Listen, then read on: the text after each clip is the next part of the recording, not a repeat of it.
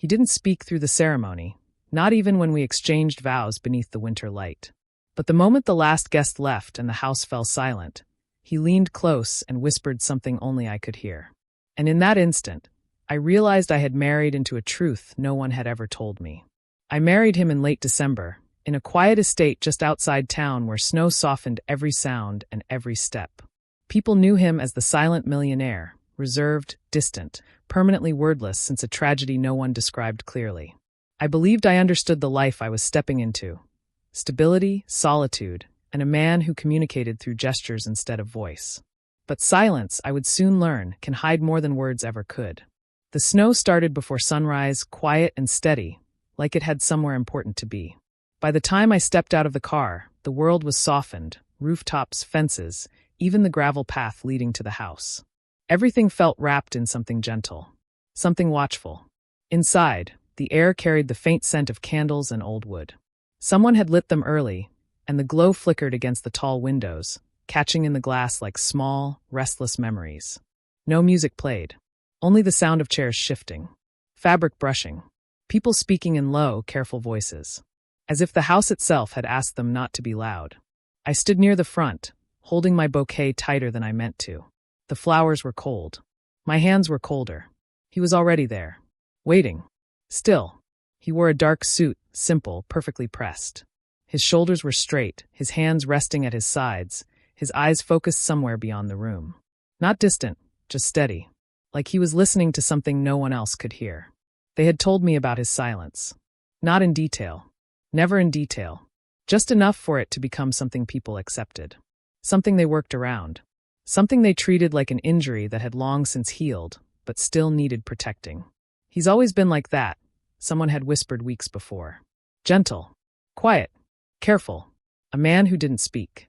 The officiant cleared his throat softly, and the room leaned forward without moving. The ceremony began with simple words, spoken slowly, as if every syllable needed permission. I watched his face while the vows were read. He didn't react much. Just a slight shift in his breathing. A blink that lingered a little too long. When it was time for me to speak, my voice sounded louder than I expected. Too alive for the stillness around us. I felt it echo in my chest more than in the room. But he remained silent. Not cold. Not absent. Just present in a different way. When I slipped the ring onto his finger, his hand was warm. Warmer than mine. He held still for a moment longer than necessary, like he was anchoring himself to the moment. People clapped quietly after. Not the kind of applause you hear at celebrations. Softer. Measured. Respectful. Like everyone knew this wasn't just a wedding. It was something delicate. Something they were afraid to disturb. The reception stayed small. Conversations stayed low. Guests smiled, but their eyes always flickered back to him, checking, making sure he was comfortable. He nodded often. Thanked people with his eyes. Once, he pressed his hand lightly against his chest, a gesture of gratitude I had seen before. It was enough for everyone. For years, it had been enough. I moved through the room beside him, aware of how carefully people approached us. How their voices softened when they spoke his name. How their hands hovered for a second before touching his shoulder, as if unsure whether they should. The snow thickened outside. I could see it piling against the windows, blurring the world beyond the glass. One by one, guests began to leave. Coats pulled tight. Scarves wrapped high. Each goodbye came with a lingering glance at him, then at me. Something unspoken passed between them. Something I couldn't quite understand. When the door finally closed behind the last guest, the house fell still. Not empty. Still. The candles flickered lower. The air shifted, like a breath finally released. I stood in the middle of the room, listening to the quiet settle into the corners. He hadn't moved. For a moment, it was just the two of us, surrounded by the remains of the evening. Half-empty glasses. Chairs pushed slightly out of place. A ribbon lying loose on the floor. A wedding already becoming a memory. He walked toward the window slowly, his footsteps soft against the wooden floor. I watched his reflection in the glass more than I watched him. He looked different without people around. Less guarded. More to wear. He placed his hand lightly against the window pane, tracing the edge of the frost. His shoulders rose with a quiet breath, then fell again. The silence between us shifted. It wasn't gentle anymore. It felt expectant, like the moment before someone says something important. I took a step closer. Then another. The floor creaked beneath me, long and low, like it remembered other footsteps. He turned slightly, not fully facing me, but enough for me to see his eyes. They weren't distant. They were searching. For a second, I thought he might reach for my hand. Instead, he lowered his gaze, as if weighing something inside himself. The house seemed to lean inward, listening. Outside, the snow kept falling. Inside, the candles flickered, shadows stretching across the walls like slow-moving water. I realized then how loud silence can be when there's no one left to fill it. How heavy it feels when it belongs to only two people. I had always believed his silence was a condition. Something permanent. Something fragile. Something everyone protected because it couldn't be changed. But standing there, in the quiet after the wedding, I felt something different. Not absence. Restraint. Like words existed, but were being held back. Carefully. Intentionally. He finally looked at me fully. Not past me. Not through me. At me. And in that moment, I felt it, the shift. Small. Almost invisible. But real. The silence wasn't empty. It was waiting. I didn't speak. Didn't ask. Didn't move. The house breathed around us, old wood settling, wind brushing faintly against the glass. We stood there, newly married, surrounded by the quiet of a life that hadn't begun yet. And for the first time, a thought pressed gently against my chest. What if his silence wasn't what everyone believed it to be? What if it had never been about inability at all? He took one slow step closer. Close enough that I could hear his breathing. Close enough that the space between us felt smaller than the quiet itself. And I realized then, everything changes when the world finally stops watching. The house was quieter than any place I had ever stood in. Not the kind of quiet that feels peaceful. The kind that listens back. Our footsteps echoed softly through the entryway, swallowed almost immediately by the high ceilings and heavy walls. The door clicked shut behind us, and for a moment, I felt the world outside disappear completely. The snow, the road, the faint hum of distant cars. Just us, and the house. He moved ahead slowly, his steps careful, almost rehearsed. Not stiff. Familiar.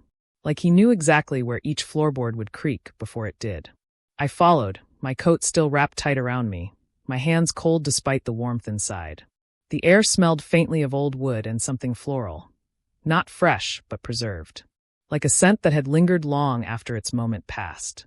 No television, no music, no hum of appliances. Just the sound of breathing and quiet movement. The entry hall opened into a long corridor lined with framed photographs. I slowed as we passed them, drawn in without meaning to. Faces stared back from another time. A woman laughing, her head tilted toward the sun, a younger version of him, standing beside an older man. Both of them dressed for something formal, a child I didn't recognize, holding a toy horse, eyes bright and unguarded. Each frame looked polished, undisturbed, as though someone still cared for them regularly. He noticed me looking. I could feel it before I turned. He didn't explain, didn't pause. He only lifted his hand slightly and gestured forward, a gentle motion, almost apologetic. Keep walking. So I did. We passed through room after room, each one arranged with the same careful order. Cushions untouched. Books aligned neatly on shelves. A piano closed, its surface free of dust. Nothing abandoned. Nothing alive either. Time felt paused, as if someone had left in the middle of a sentence and never returned to finish it. His footsteps softened when we entered the dining room. The table was already set. Not for a gathering. Just for two. Plates placed carefully. Glasses catching the faint light from a nearby lamp. A folded napkin resting beside each setting, perfectly aligned. My breath caught, just slightly. I hadn't expected this. Not after the wedding. Not after the quiet ceremony, the departure of guests, the long drive through falling snow. This felt prepared, intentional. Like I had been expected long before I arrived. He moved toward the chair at the far end and pulled it back gently, then looked at me. Not as an instruction, as an offering. I stepped forward and sat, my fingers brushing the smooth wood of the table. It was warm. Not recently. Just lived in. He took his place across from me, his posture relaxed, his gaze steady but soft. For a moment, we simply sat there, facing each other, the space between us filled with the quiet rhythm of breathing. No rush, no pressure. The silence didn't feel awkward. It felt deliberate, like a language he trusted more than words. I glanced around the room again, noticing small things I hadn't seen at first. A candle burned halfway down, wax cooled in uneven layers. folded newspaper placed at the edge of a sideboard, a coat hanging neatly near the back door. Signs of life, but not recent ones. Not today, maybe not even yesterday.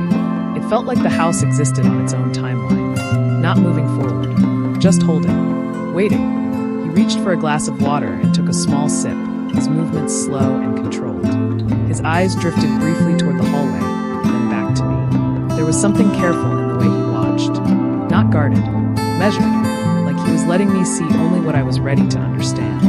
I found myself studying his hands, the way they rested on the table, fingers slightly curled, relaxed but aware. Hands that had learned to communicate without voice. Hands that had learned silence. And suddenly I felt it, the sense that I was not stepping into something new, but into something already in motion. A story that had begun long before I arrived. I stood after a moment, drawn back toward the hallway of photographs. He didn't stop me, just watched quietly as I moved. The faces felt different now, less like memories, more like witnesses. I stopped at one frame, a woman standing beside him, her smile gentle, her eyes warm. There was something familiar in her expression, something steady and kind. I looked over my shoulder. He had followed, but not too close. His gaze rested on the photograph, then drifted to the floor. He didn't look at me, not right away. When he finally did, his expression hadn't changed, calm, composed, unreadable. But there was something deeper beneath it, something quiet, something heavy. I waited for him to gesture again, to guide me forward, to redirect the moment like before. But he didn't. He just stood there, letting the silence stretch between us. And for the first time, I felt it shift. Not empty, not fragile, intentional, like the silence itself carried meaning, like it was choosing what to reveal and what to keep. The floor creaked softly as I stepped back, the sound echoing through the corridor like a memory trying to resurface. I realized then how strange it felt, being in a place so carefully kept, yet untouched by the present. A home, but not entirely lived in. A life, but not entirely moving. And standing there, surrounded by faces I didn't know and rooms that seemed to remember everything, a thought settled quietly into my chest.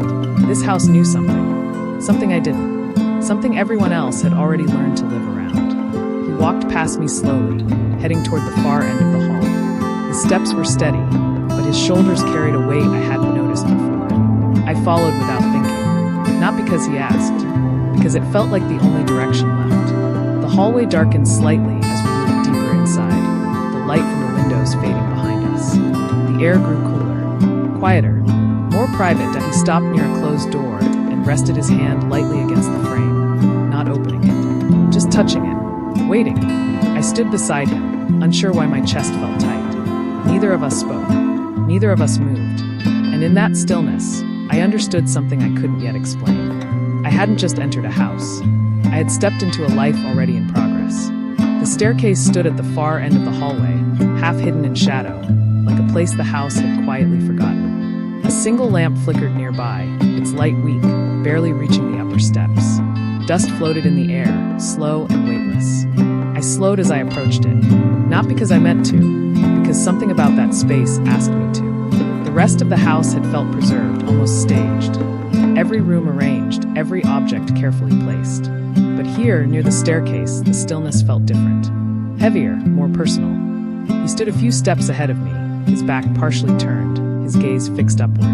Not at the top of the stairs, just into the dimness between, like he was remembering something, or waiting for it to return. I could hear his breathing, soft and steady at first. The kind of breath you only notice when everything else falls silent. Then it shifted, barely, a small catch in his chest.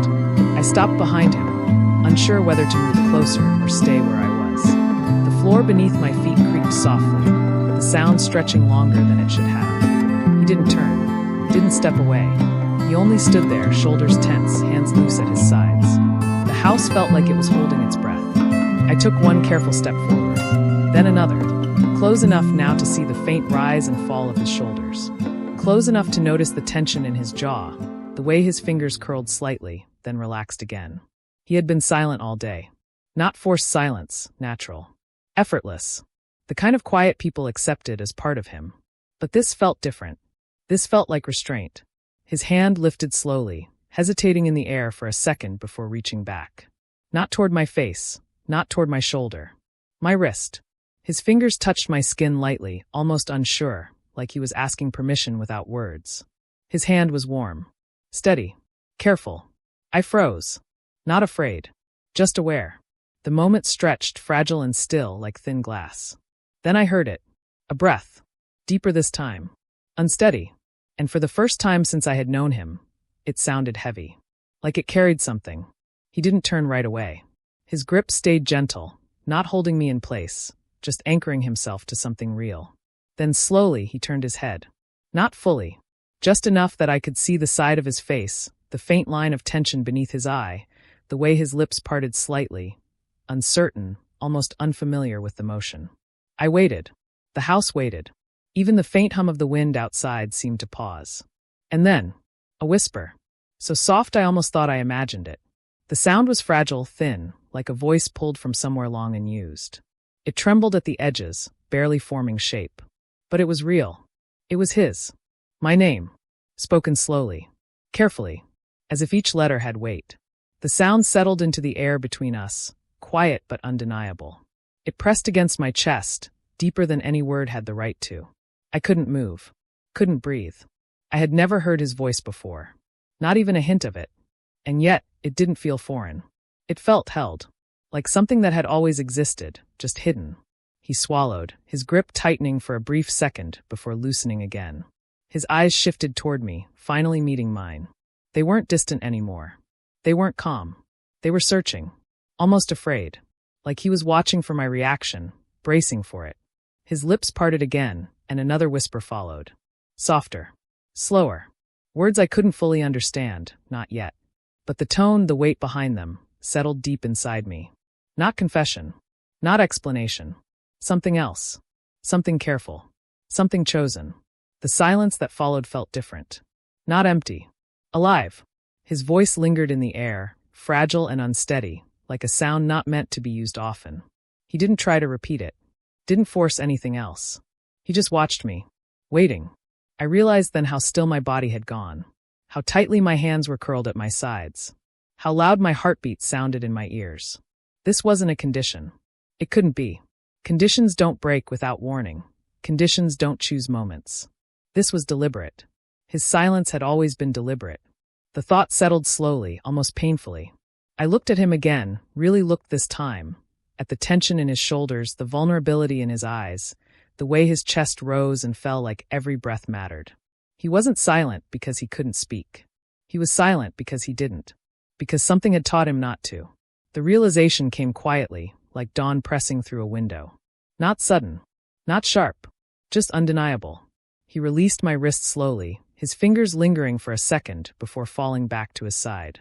His gaze dropped to the floor, as if the effort had taken something from him. The staircase loomed beside us, its upper half still hidden in shadow. The lamp flickered again, light shifting across the walls. Nothing else moved. No footsteps, no voices, no sound except the soft rhythm of breathing. I stood there, the echo of his whisper still settling inside me, trying to understand what had just happened, and what it meant. A man who never spoke had chosen this moment. This place. This silence. To break it. Not in front of guests. Not during vows. Not when the world was watching. Here. In the dim light, beside a staircase that felt like it remembered everything. With me. And suddenly, the question settled quietly into my chest. Not loud, not urgent. Just steady. Why would a man who never speaks choose this moment? To finally use his voice. The house felt different after I heard his voice. Not louder, just more awake. Every step echoed with a kind of awareness I hadn't noticed before, like the walls were listening now that silence had cracked open. The lamps glowed softer. The air felt heavier, almost thoughtful. He hadn't spoken again. Not after that moment near the staircase. But something between us had shifted. I could feel it in the way he watched me move through the rooms, not guiding, not stopping, just allowing. Like he knew I was beginning to see what had always been there. I found the study by accident. Or maybe not. The hallway curved toward the back of the house, darker than the rest, the floorboards cooler beneath my feet. A single door stood closed at the end, plain, unmarked. Different from the others. I hesitated before touching the handle. The metal was cold. Locked. I didn't need to try twice. I could feel it in the resistance. This door wasn't meant to open easily. Not for guests. Not for curiosity. He stood a few steps behind me, close enough that I could sense his presence, far enough that he wasn't interrupting. When I turned, his expression hadn't changed. Calm. Careful. But there was something else beneath it. Something watchful. Not fear. Readiness. He reached into his pocket slowly and pulled out a small key, the metal worn at the edges. He didn't say anything. Just placed it gently in my hand, warm from his touch. Then he stepped back. I opened the door. The room smelled faintly of paper and time. Old books, dust, something preserved but untouched. The curtains were drawn halfway, letting in a thin strip of gray light that fell across a desk near the center. Everything inside felt paused. Not abandoned. Just left exactly as it had been. Files stacked neatly. A chair pushed in. A coat draped over the back, as if someone had meant to return in a moment and never did. I stepped closer. My fingers brushed the edge of the desk, tracing the faint lines worn into the wood. Papers lay arranged in careful piles, not messy, not hidden, just waiting. The first document I picked up felt ordinary. Financial records. Old contracts. Notes written in precise, controlled handwriting. Nothing unusual. But then I noticed how old some of them were. Years. Maybe more. I turned slightly, glancing back at him. He stood in the doorway, shoulders relaxed, hands at his sides. Not tense. Not anxious. Just present. Watching. Letting me see. I moved to a cabinet near the wall. The top drawer slid open easily, revealing folders labeled in dates and initials I didn't recognize. Beneath them, tucked into the corner, sat an envelope. Creased. Handled too many times. I pulled it out carefully. The paper was soft from age, edges beginning to fray. Someone had folded and unfolded it so often the lines had almost worn through. My chest tightened before I even opened it. The letter inside was handwritten. Not rushed. Not emotional. Steady. Each word deliberate. It spoke of a moment. A mistake. Not violent. Not dramatic. Just a decision made in fear. A choice that could have ruined reputations, fractured families, undone years of trust. And at the center of it all, him. Not as the cause. As the witness. He had been there. He had known. And instead of speaking, instead of exposing what happened, he had chosen silence. Not to protect himself. To protect others. The realization settled slowly, pressing into me like a weight I hadn't expected. His silence wasn't weakness. It was restraint. The people around him, they hadn't misunderstood. They had helped preserve it. Calling him mute had been easier. Kinder. A way to keep questions from forming. A way to let the truth fade into rumor instead of becoming something sharp and irreversible. I looked up from the letter, my eyes finding him immediately. He didn't look away. But he didn't move closer either. He just stood there, letting the quiet fill the space between us. Years. He had carried this for years. Not speaking. Not correcting anyone. Not defending himself. Because speaking would have meant breaking something fragile. And now I was here. I looked down again at the letter, reading the final lines more slowly. Promises made. Responsibilities taken. A decision to hold the truth alone, until it was safe to let it breathe again. My hands trembled slightly as I folded the paper back along its worn lines. I realized then that this wasn't something I had discovered by chance. He had let me find it. He had given me the key. He had stood back and watched as I stepped into the part of his life no one else had been allowed to see. Not because he had to. Because he chose to. The room felt smaller suddenly, heavier with meaning. Every document, every object seemed to hum quietly with the past, with the weight of things unsaid. I stepped toward him slowly, the letter still in my hand. He watched me, his eyes steady, open in a way they hadn't been before. Vulnerable. Not asking for forgiveness. Not asking for understanding. Just offering truth. And in that moment, something shifted inside me. This marriage hadn't started tonight. Not really. It had begun the moment he decided I could carry this with him. The moment he trusted me enough to let the silence break. I stood there, inches away, the quiet wrapping around us like a shared breath. And a question rose gently, not sharp, not accusing. Just real. Was I brought into his life for love? Or because he could no longer carry this alone? Dawn came quietly, almost carefully, like it didn't want to disturb anything the night had left behind. The sky outside the tall windows softened from black to gray, then slowly into pale silver. Snow still covered the ground, untouched, holding the first light like a promise.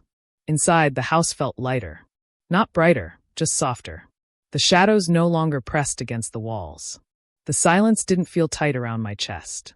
It moved differently now, slower, gentler, like something finally allowed to rest. I stood near the window, my hands wrapped around a cup of tea I hadn't tasted.